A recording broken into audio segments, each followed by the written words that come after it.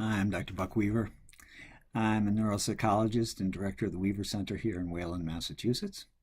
It's very nice to be getting all the feedback that you've all given me, so thank you. And please keep those emails and questions coming to rweaver@weavercenter.org. And I'm happy to get the list that's growing and growing. Today, one of the things that people have made so many comments about is about adults with ADHD or adults with EFD, executive function or organizational difficulties. As I've mentioned in the past, the difference between attention deficit and executive function difficulties is that attention deficit have symptoms that are in the moment.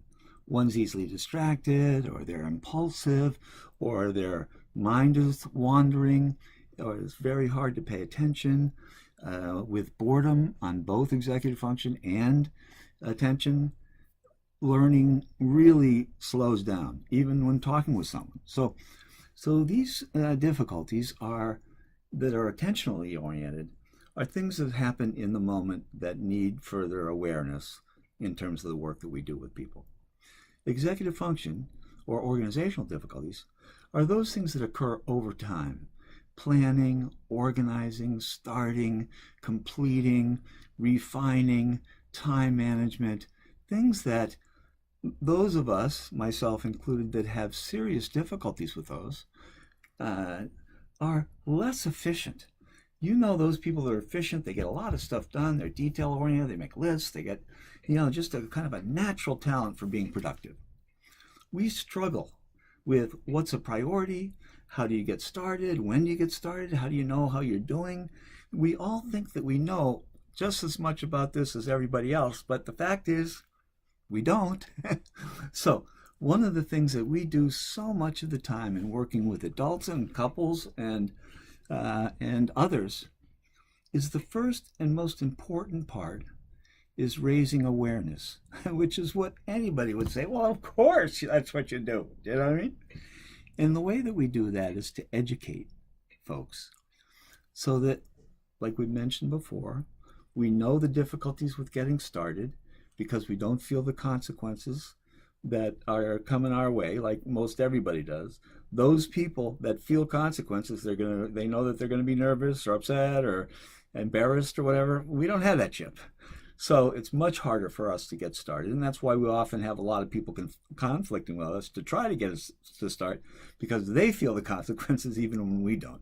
So a lot of things that we say, I got plenty of time, or I'll just do one more, or, this isn't that important, or I got plenty of, we have ADHD monster statements that interfere with us all the time. And so we do a lot of specific things to be helping people. But I wanted to, I've been working with a 51-year-old fellow, and he's very interesting. And I think that even though we're doing a lot of things that are appropriate for older adults, a lot of these things are very similar, maybe a little less sophisticated, but with younger people, especially adolescents. And this fellow, and I work on Skype quite a bit, so I Skype nationally and internationally. And sometimes people that I like to work with, or like to work with people here, might be down the street, but they prefer to do their counseling and educational work in their room rather than come into the office. But this fellow came in, and he was pretty depressed and pretty anxious and uncomfortable. And to another clinician, that certainly would be a big red flag. To what degree is there problems with attention or organization or productivity, and to what degree are these emotional difficulties, which are very real, are related to the organization problems, or they have their own origins, either genetically or in terms of life circumstances. So we're always doing differential views of different possibilities. And a lot of times it's not just one. But in this case, when I talked with him about, so what's your discouragement about? He had a litany about how his wife, who actually is a special education teacher, and his two daughters, um, just have such a difficult time with him, and always have.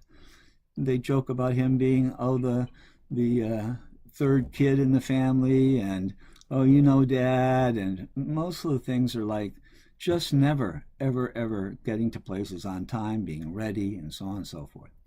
And of course, the reason this is so bothersome to other people is because if they were behaving like he is, they would have to do it on purpose. They couldn't see it any other way. So, of course, this is interpreted as, listen, you're capable of moving. Come on, just do it, right? Because the idea of not knowing what this is about, all you come up with is laziness or not caring or taking it personally. Or there's a lot of things that make a great deal of sense about how other people are frustrated around us. And there's much better explanations for that, but most importantly, there's much better things to do about it. Almost everybody says, what's going to happen if you're late, how it's going to upset people. And of course, we know what the consequences are, but we don't feel them. So we just think that, hey, we got plenty of time. What are you barking about? Right? But as I said, it's translation from someone that can feel the consequences to us about, yelling and screaming and carrying on to move. All right?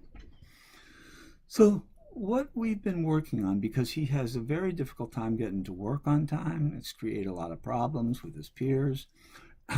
Certainly in terms of getting to any activity with anybody in his family, even though he has adult children, is almost a lost cause, and comes across often as, let's not include Dad because we'll be waiting all day.